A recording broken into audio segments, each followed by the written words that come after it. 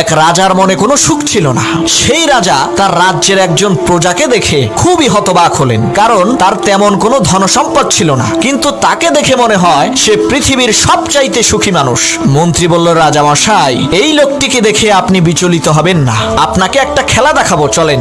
মন্ত্রী কি করলো, একটা ব্যাগ সেই লোকটির ঘরের দরজার সামনে রেখে আসলো। অবাক করা বিষয় হলো, তার পরের দিন থেকে সেই লোকটির মনে কোনো সুখ নেই। রাজা বলল, মন্ত্রী, তুমি সেই ব্যাগের মধ্যে কি দিয়েছিলে যার কারণে সেই লোকটির মনের সুখ শেষ হয়ে গেল?